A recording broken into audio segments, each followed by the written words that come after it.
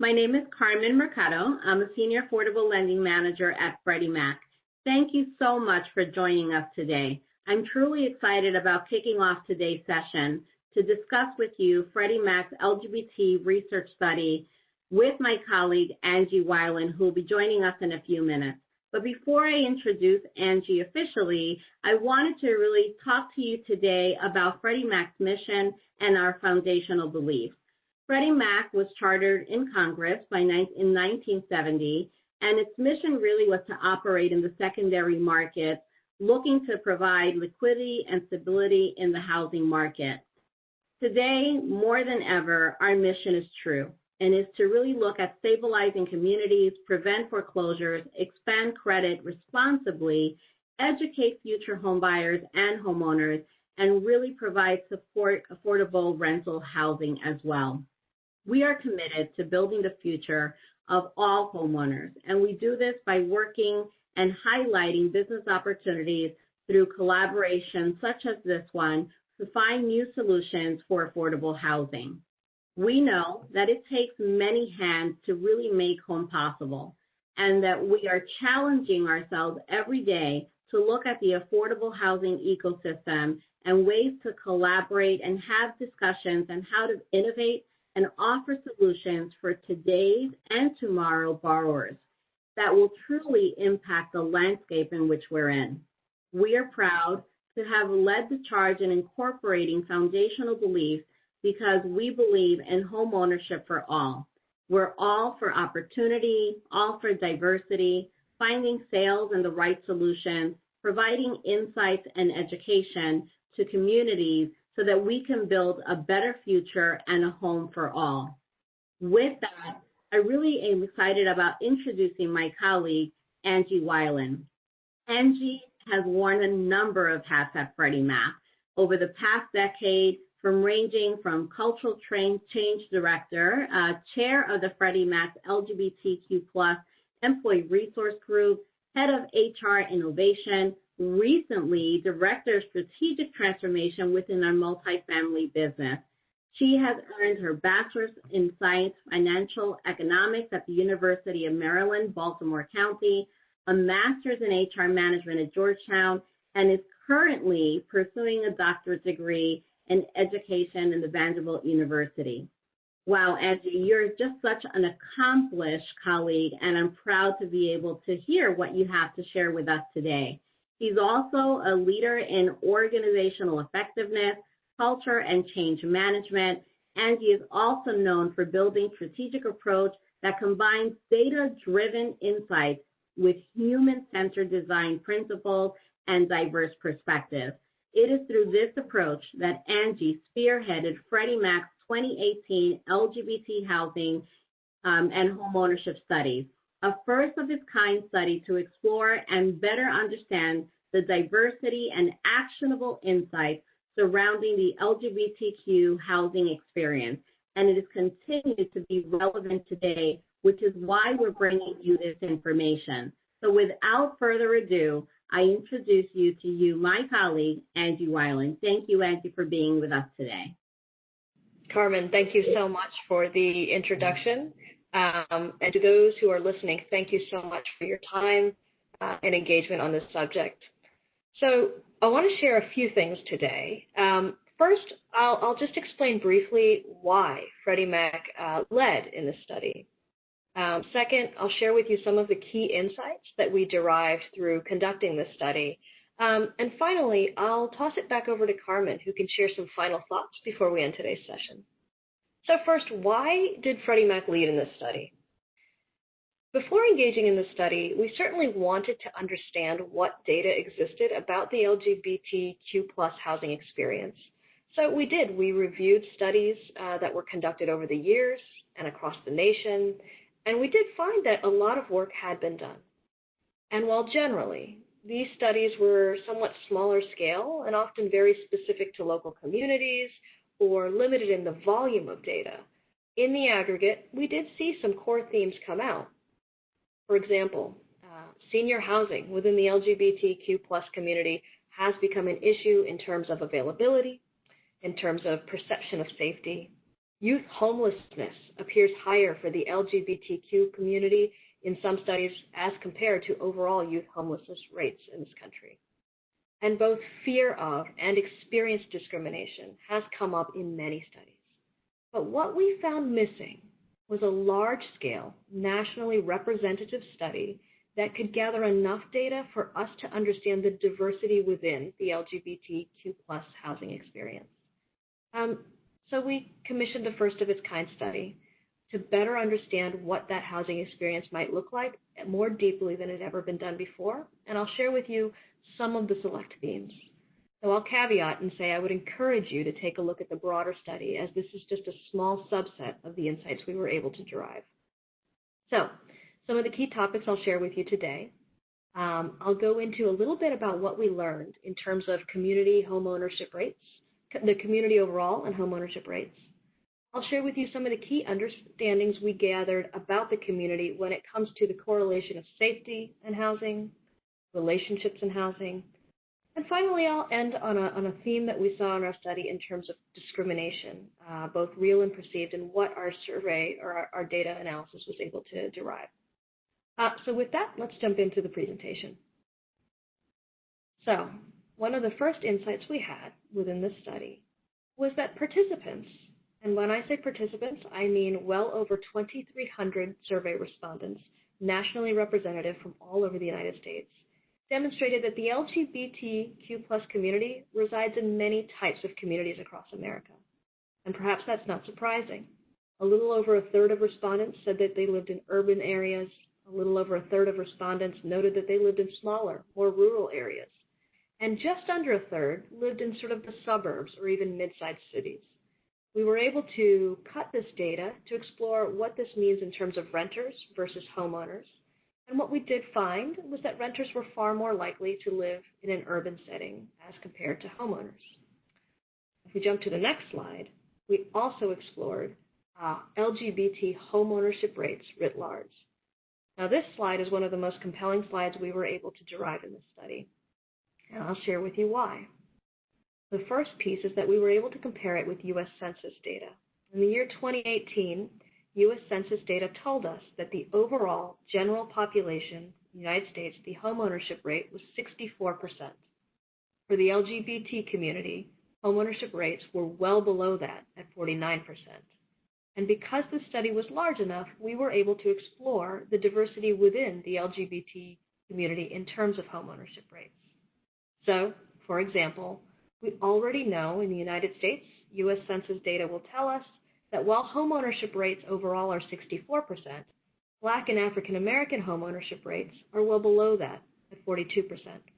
And our study found that if you identify as Black or African American and as part of the LGBT community, your homeownership rates are well below even the 42%. That is, respondents there were at 30% homeownership rates.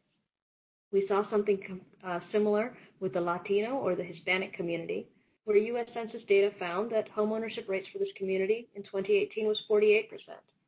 Those who identified as part of the Hispanic or Latino community and as part of the LGBT community saw homeownership rates drop down to 35%.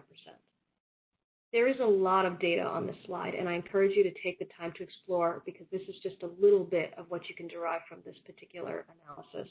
But I'll call out one key piece of information before I move to the next slide, in addition to what I've shared, and that's the gender expansive community. Now, that's a broad term that we're using in this study. It encompasses the gender nonconforming community, the transgender community, and it is a theme that I'm going to point out here, and I will continue to point out throughout the rest of this presentation. The gender expansive community homeownership rates is 33%, as compared to the overall LGBT homeownership rate of 49% and overall U.S. homeownership rates of 64%. We see big drops for that community. Now, if we move to the next slide, we'll start jumping into some of the more in-depth insights about the community. So let's start first with safety and housing. Next slide. We wanted to get an understanding. Again, I'll caveat this was back in 2018, but we wanted to understand from our survey respondents, all of whom were LGBT, part of the LGBT community, did they feel that the United States was, quote, LGBT friendly? And what you'll find is that most in the community do think that the United States is somewhat LGBT friendly, though I would say only a few felt that it was very friendly. However, I'll point out that theme I noted earlier. The gender expansive community stands out with a starkly different perception.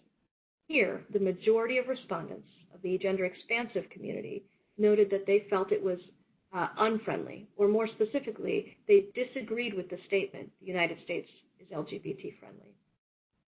Next slide, please. Okay, and we explored this a little bit further. When it comes to selecting a community or a neighborhood to live in, what's most important to you? Now, I know there's a lot of information on this slide, but I want to point out something particular here. The number one most important item cited by all of our survey respondents, and this was 2,300 respondents across the country, 95% of respondents said the number one was feel safe. They felt it was important to feel safe for LGBT people. That is, that there would be a lack of LGBT harassment or violence in the communities in which they selected to live. So again, safety has been a top-of-mind item for this community. Okay, let's explore the next topic, and that has to do with relationships in housing. So first, we explored, next slide please. First, we explored marriage and home ownership. And what we wanted to understand is what correlation, if any, existed between the concept of marriage and overall home ownership rates for this community. And we found, very much so, that a correlation did indeed exist. In fact, 73% of the LGBT community members that said they were married owned their home. And this stood in stark difference to the 41% of non-married couples or the 35% of single respondents who were homeowners. The next piece we explored in the following slide will be about parental status. And I'll acknowledge there's a lot of information to take in here as well, but there are some important insights. We wanted to understand what about parental status, if any, correlated with home ownership. To do that, we first wanted to understand, does this community have children? And across three generations, millennial, Generation X, baby boomers, we did find that the vast majority, or the majority, did not have children. However, we pushed a little further and asked, do you want to have children in the future? And here, the millennial generation, many of them did say yes. In fact, almost half of lesbian millennial respondents said, yes, I plan to have children in the future. More than a third, or 43% of gay men responded and said, yes, I plan to have children in the future. Almost a third of the gender expansive community did. And more importantly, overall, only about a third of the millennial generation stated that they explicitly did not want to have children in the future. And in the next slide, we'll explore what this might mean in terms of a trend. We know that a significant percentage of millennials plan to have children. And what the data also tells us is that a correlation exists between being a parent and homeownership.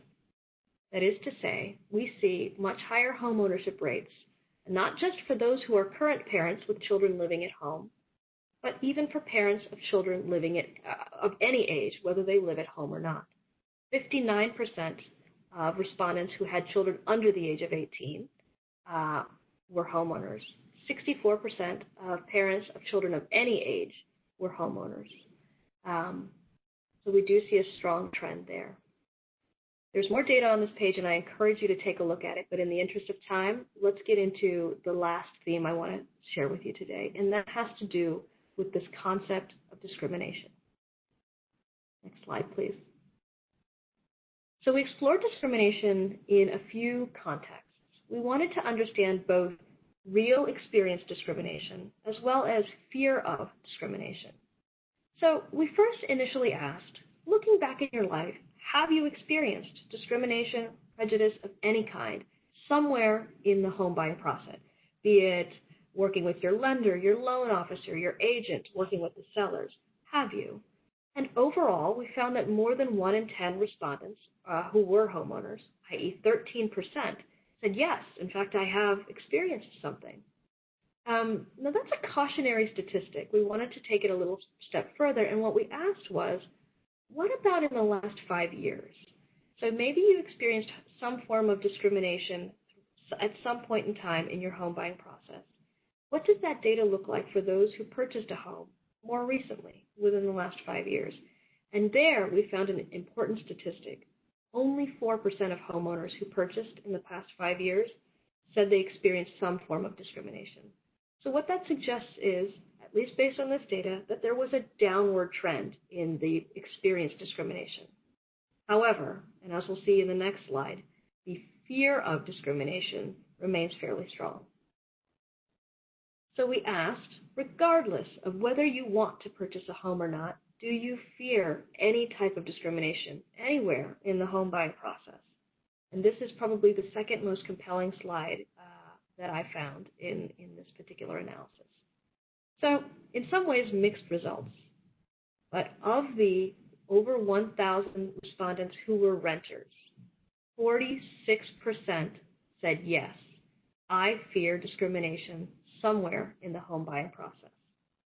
We were able to, again, cut this by different demographic groups to explore the diversity within the LGBTQ+ community.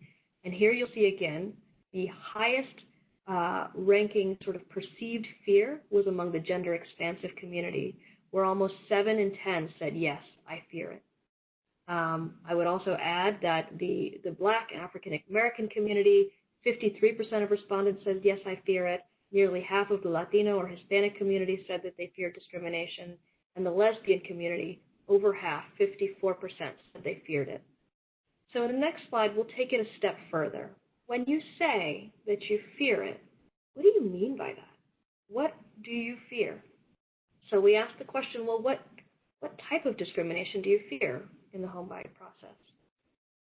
And perhaps not surprisingly, given the audience we were studying, sexual orientation became the number one stated item that was feared. I fear discrimination on the basis of my sexual orientation.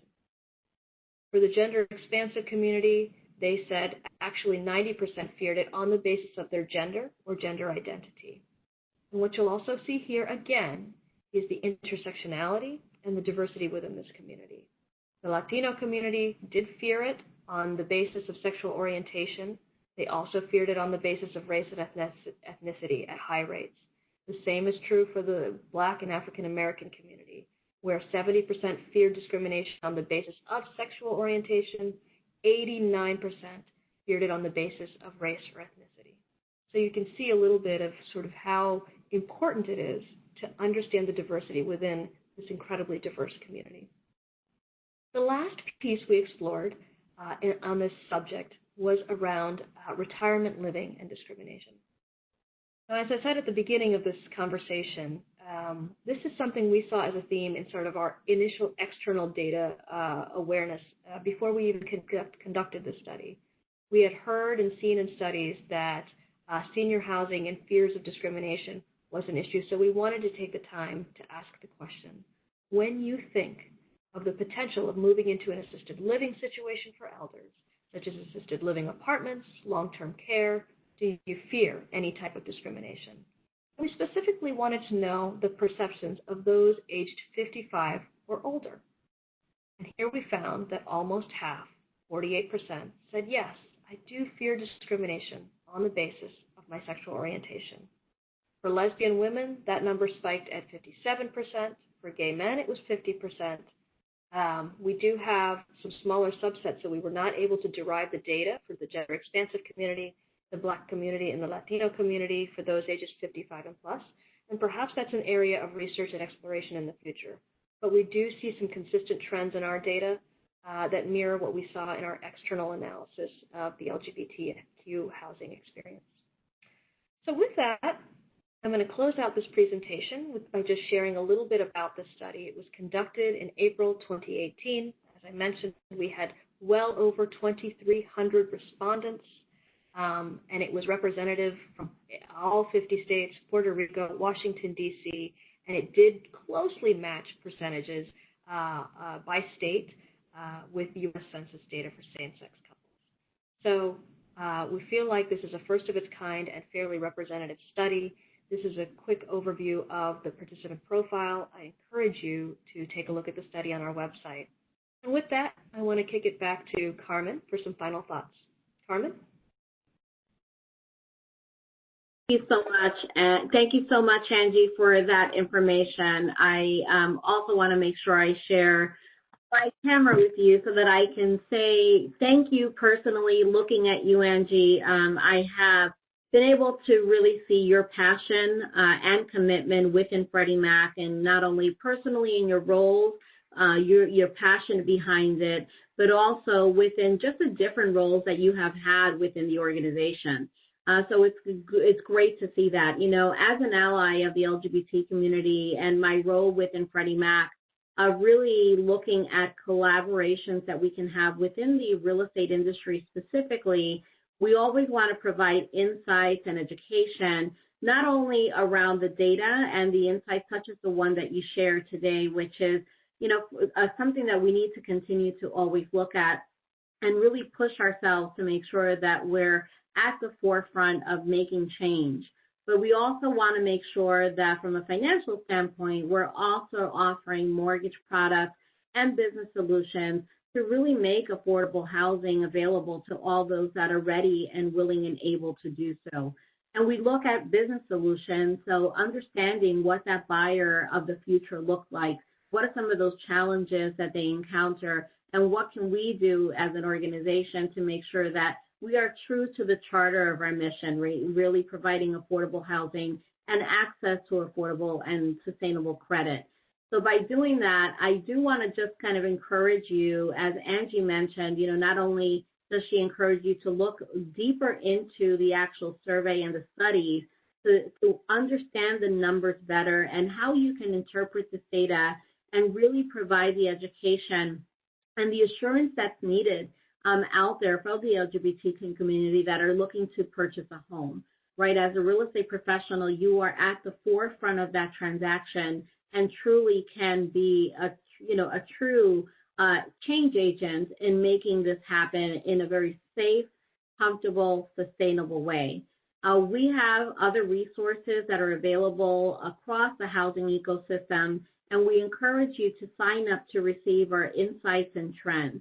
You can download customizable marketing materials, listen to podcasts, look at videos, and even have valuable curated content that you can actually share on your social media feeds directly from the Freddie Mac website. We do not sell directly. We do not work with the consumer. Therefore, there's no selling. There's no spamming. It is truly educational for you to build your business. So I encourage you to go to the FreddieMac.com website, and where it says working with us, you can actually subscribe to the newsletter, and it'll ask you a very few simple questions: your name, your company name, and what's your industry. Are you in the housing counseling industry, the finance part of the business, or whether you're a real estate agent? The reason we ask that is because then the information you receive is curated to be more relevant to the business that you do. In addition to that, we encourage you to go onto the Freddie Mac website. The link is here where you can actually download the full LGBT survey results that Angie just shared with us today. But we want to take a minute to say thank you not only to Angie again for your participation today. I always learn so much when I look at the survey because you can really look at the data and do a deeper dive, and I encourage you to do that. But we also encourage you to stay connected with Freddie Mac. And with that, I want to thank you for your time, taking the time to really learn about the study, but also engage with Freddie Mac overall. Thank you very much and have a great day.